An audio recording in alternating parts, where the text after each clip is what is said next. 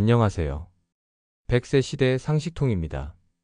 오늘은 조금 특별한 이야기를 준비했습니다. 평생 모아온 물건들, 그러나 시간이 지나면 그중 몇 가지는 우리에게 짐이 되기도 합니다. 20년 동안 수많은 이별의 현장을 지켜본 한 유품 정리사의 이야기를 통해 60세 이후 절대 사면 안 되는 물건들에 대해 함께 생각해 보겠습니다. 끝까지 들으시면 물건보다 더 소중한 삶의 정리가 무엇인지 느끼실 겁니다. 잔잔한 피아노 선율 위로 낡은 현관문이 천천히 열린다. 나는 천천히 마스크를 고쳐 쓰고 발끝으로 신발을 밀어 안쪽으로 들어간다. 문틈을 통해 흘러나오는 공기는 오래된 시간의 냄새였다. 세제 냄새와 먼지, 그리고 조금의 사람 냄새. 20년 동안 나는 수백 채의 마지막 집을 정리해왔다. 어떤 집은 책이 천장까지 쌓여 있었고, 어떤 집은 고양이 발자국만 남아 있었다. 하지만 공통된 건 그 집엔 살아온 사람의 흔적이 있었다는 것이다. 나는 늘 생각했다. 정리란 버림이 아니라 정돈된 작별이구나. 그런데 이 일을 오래 하다 보면 보인다. 사람들이 어떤 물건들을 끝까지 놓지 못하는지, 그리고 그게 얼마나 가족에게 큰 짐으로 남는지. 오늘 나는 그 이야기를 하려 한다. 내가 만난 수많은 이들의 마지막 방에서 내 손에 남았던 물건들의 기억을 하나씩 꺼내보려 한다. 1장. 아버지의 장롱. 서울 변두리의 오래된 주택. 거실 한켠에 벽장을 대신한 묵직한 원목 장롱이 있었다. 문을 여는 순간 묘하게 눅눅한 공기가 밀려 나왔다. 아들은 내게 말했다. 이 장롱은 아버지가 직접 짜신 거래요. 결혼할 때 목수 친구한테 배워서. 장롱 속에는 회색빛 양복, 군번줄, 그리고 누렇게 바랜 사진 몇 장이 들어 있었다. 사진 속의 젊은 부부는 웃고 있었지만 그 미소가 어쩐지 낯설 만큼 멀게 느껴졌다. 나는 그 장롱을 치우기 전 손으로 문짝을 한번 쓸어봤다. 손끝에 닿는 나무결이 이상하게 따뜻했다. 아버지가 참 성실하셨던 분 같아요. 내 말에 아들은 고개를 숙이며 대답했다. 그런 분이었죠. 그런데 이걸 버려야 한다니 이상하게 죄 짓는 기분이에요. 그는 끝내 눈을 감고 말했다. 아버지, 죄송해요. 트럭 위로 실려가는 그 장롱을 보며 나는 마음속으로 조용히 중얼거렸다. 기억은 나무 속에 있지 않다. 사람의 마음속에 남는 거다. 그날 이후로 나는 큰 가구를 보면 늘 생각한다. 사람은 왜 나이가 들수록 움직일 수 없는 물건들을 곁에 두려 하는 걸까? 크고 단단한 것이 마음에 안정을 주는 줄 알지만 사실 그것은 언젠가 우리를 묶는 쇠사슬이 된다. 2장. 언젠가 입으려던 옷들. 다음은 80대 할머니의 집이었다. 방 하나가 온통 옷으로 가득했다. 빨강, 보라, 초록, 그리고 금색 반짝이 옷들. 어떤 옷은 태그가 그대로 달려 있었다. 이건 명절에 입으려고 산 거예요. 이건 교회에 가려고 산 거고. 딸이 미소를 지었지만 그 미소엔 쓸쓸함이 섞여 있었다. 나는 조용히 옷걸이를 하나씩 내렸다. 손에 닿는 비단감이 부드러웠다. 그러다 한켠에 놓인 하얀 자켓을 집어들었다. 딸이 말했다. 그건 엄마가 늘 말씀하셨어요. 살 좀 빼면 꼭 입을 거라고. 하지만 그 언젠가는 끝내 오지 않았다. 그 옷은 단 한 번도 빛을 보지 못한 채 그녀의 마지막 봄을 함께 맞이했다. 나는 그날 이후로 이런 말을 자주 한다. 입을 수 있을 때 예쁜 옷을 입으세요. 언젠가가 아니라 오늘이 그날일 수도 있습니다. 그 방을 나오며 딸은 내게 말했다. 엄마가 예전에 그러셨어요. 난 아직 젊어. 나중에 더 예쁜 옷 입을 거야. 그 말이 자꾸 귓가에 남아요. 그녀는 눈시울을 붉혔다. 나는 조용히 손수건을 건네며 말했다. 이젠 어머니가 편히 입으실 옷을 준비해 드릴게요.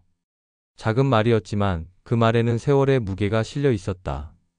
3장. 손님 오면 쓰려고 산 그릇. 한적한 시골 마을, 단층집, 부엌. 그곳의 찬장은 시간이 멈춘 듯 했다. 열자마자 보이는 건 상자째로 쌓인 그릇 세트. 그 위엔 먼지가 얇게 앉아 있었다. 손님 오면 쓰려고 산 거예요. 며느리가 그릇을 닦으며 말했다. 근데 손님은 한 번도 오지 않았네요. 그 집의 어머니는 사람을 좋아했지만 몸이 약해져서 어느 순간부터 집 밖을 나가지 않았다. 나중에 손님 오면 대접해야지. 그 나중에가 오지 않은 채 그릇은 아직도 새 것처럼 반짝였다. 그릇은 결국 트럭에 실려 나갔다. 그릇이 부딪히는 소리가 마치 유리종 소리처럼 울렸다. 그 순간 며느리의 눈가에 눈물이 맺혔다. 그녀는 중얼거렸다. 이 예쁜 그릇들 한 번만이라도 우리랑 같이 밥 먹었으면 좋았을 텐데요. 나는 부엌 한가운데 서서 생각했다. 삶은 결국 함께 밥 먹을 사람이 있는가의 문제다. 그릇은 그저 그 순간을 위한 도구일 뿐이다. 그러니 아끼지 말고 쓰자. 오늘 지금 이 밥상 위에서. 사장. 책, 지식보다 남는 것. 창문 틈으로 스며드는 햇살이 빛바랜 책등 위를 비춘다. 책장은 오래된 나무 냄새를 풍기며 벽 전체를 메우고 있었다. 제본이 풀린 사전, 삐뚤어진 문집, 먼지가 내려앉은 철학서들. 나는 책장 앞에서 잠시 멈췄다. 책들이 너무 많았다. 마치 그 사람의 삶 전체가 활자로 박혀있는 듯했다. 그날 의뢰인은 대학 교수 출신의 아버지를 잃은 딸이었다. 아버지는 그를 사랑하셨어요. 책 한 권을 버리는 걸 정말 싫어하셨죠. 그녀는 책장 한쪽을 손가락으로 쓸며 말했다. 이 책들은 다 아버지의 친구들이에요. 근데 이젠 어디에 두어야 할지 모르겠어요. 나는 천천히 책 몇 권을 꺼냈다. 페이지 사이에는 노트 조각들이 끼워져 있었다. 삶은 안개 같지만 마음은 방향을 잃지 않는다. 그는 그렇게 써놓고 밑줄을 그었다. 그 글귀를 보는 순간 나는 깨달았다. 책이란 결국 그 사람의 말투로 남은 흔적이라는 것을. 모든 책을 다 버릴 수는 없었다. 딸은 아버지의 손때가 묻은 노트를 한 권 골라 품에 안았다. 그리고 말했다. 이 한 권이면 될 것 같아요. 그녀의 미소는 잔잔했다. 나는 그 미소 속에서 사람이 남길 수 있는 진짜 지식은 책장이 아니라 사람의 말과 마음 속에 있음을 보았다. 5장. 추억의 물건. 나는 오랜 세월 동안 작은 물건들이 한 가족의 슬픔을 대신하는 장면을 수도 없이 봐왔다. 어느 날 조용한 빌라의 한방. 낡은 장식장 위에 놓인 곰인형 하나가 눈에 띄었다. 눈은 반쯤 달아있고 목에는 작은 리본이 묶여 있었다. 딸이 다가와 말했다. 이건 엄마가 손녀 태어났을 때 직접 만들어주신 거예요. 밤새 바느질 하시다가 손가락에 피가 날 정도였대요. 그녀는 인형을 조심스레 안았다. 작은 인형이었지만 그 안에는 수십 년의 사랑이 담겨 있었다. 나는 종종 묻는다. 그 물건을 버리면 추억도 사라질까요? 그러나 대답은 늘 같다. 아니요. 마음속에 남아요. 그렇다. 추억은 물건에 달린 것이 아니다. 물건은 그저 기억을 떠올리는 열쇠일 뿐이다.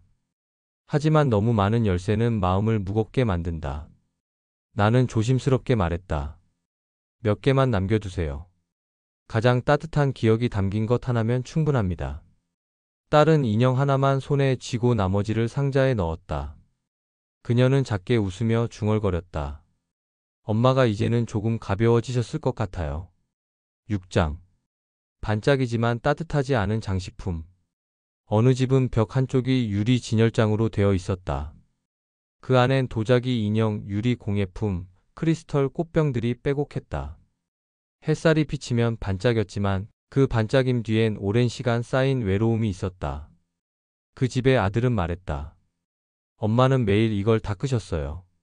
아침마다 천으로 먼지를 닦고 자리도 바꾸고. 그게 하루의 시작이었죠. 나는 조심스레 하나를 들어보았다. 깨끗했지만 묘하게 차가웠다. 예쁘다는 말이 목구멍 끝에서 맴돌다 사라졌다. 아들은 이어 말했다. 근데 이상하죠. 이렇게 예쁜데 하나도 따뜻하지 않아요. 그 말이 마음을 찔렀다. 예쁜 것이 꼭 필요한 것은 아니다. 때로는 정리되지 않은 공간이 오히려 사람 냄새가 난다. 그날 이후로 나는 화려한 물건을 보면 누구를 위해 반짝이고 있는가를 묻는다. 진짜 아름다움은 닦을 필요 없는 사람의 마음속에 있음을 알게 되었기 때문이다. 7장. 아까워서 못 쓴 물건들. 안마의자 위에는 하얀 천이 덮여 있었다. 며느리가 말했다. 어머니가 한 번도 안 타셨어요. 새 거니까 나중에 쓰겠다 하셨거든요. 그 옆에는 공기청정기, 마사지기, 요가 매트, 전자찜질기까지 있었다. 건강을 위해 산 것들이지만 모두 먼지를 덮어 쓰고 있었다. 나는 늘 이 장면에서 마음이 복잡해진다. 사람들은 건강을 위해 물건을 사지만 정작 그 물건을 사용할 만큼의 시간을 주지 않는다. 언젠가 쓸 거야. 그 말은 결국 영원히 쓰지 않겠다는 말이 된다. 진짜 건강은 물건이 아닌 그 물건을 쓰며 느끼는 행복의 시간에 있다. 그래서 나는 그날 며느리에게 말했다. 이건 가져가세요. 어머니가 못 타신 대신 가족이 타면 어머니도 좋아하실 거예요. 그녀는 고개를 끄덕였다. 그럴게요. 어머니가 그걸 바라셨을 것 같아요. 그 말 뒤 방 안 공기가 한결 따뜻해졌다. 8장. 삶과 죽음, 정리의 의미. 유품 정리를 하다 보면 늘 느끼는 게 있다. 사람은 떠나지만 흔적은 남는다. 그 흔적을 어떻게 남기느냐에 따라 그 사람의 마지막 모습이 달라진다. 어떤 집은 정돈되어 있다. 사진이 액자에 곱게 정리되어 있고 메모 하나하나가 깔끔히 남아 있다. 그럴 때면 가족들은 말한다. 참 깔끔하신 분이었네요. 그 말 한마디가 남은 가족에게는 큰 위로가 된다. 반대로 어지럽게 남은 집은 가족의 슬픔을 더 깊게 만든다. 나는 늘 이렇게 생각한다. 정리란 살아있는 사람을 위한 마지막 배려라고. 우리는 죽음을 준비하는 게 아니라 남겨질 사람을 위해 삶을 정돈하는 것이다. 그건 슬픈 일이 아니라 아름다운 예의다. 9장. 유품 정리사의 하루. 20년 동안 수많은 문을 열었다. 문을 열면 늘 같은 공기가 있었다. 사람이 떠난 자리의 공기. 그 안에는 아쉬움, 사랑, 미련, 그리고 시간의 냄새가 섞여 있었다. 어떤 집은 향초 냄새가 남았고, 어떤 집은 칼의 냄새가 남았다. 그리고 대부분의 집에는 사랑의 냄새가 남았다. 그건 절대 사라지지 않는 냄새였다. 나는 오늘도 조용히 생각한다. 우리가 진짜 남겨야 할 건 물건이 아니라 마음이다. 그 마음은 말 한마디, 사진 한 장, 함께한 밥상 속에도 담긴다. 60세 이후에는 사는 것보다 비우는 용기를 배우면 좋겠다. 비움은 결핍이 아니라 삶을 더 깊게 만드는 과정이다. 그리고 그 비움 속에서 사람들은 오히려 자신을 다시 만난다. 10장. 정리란 가장 따뜻한 작별. 유품 정리사로 살아온 20년.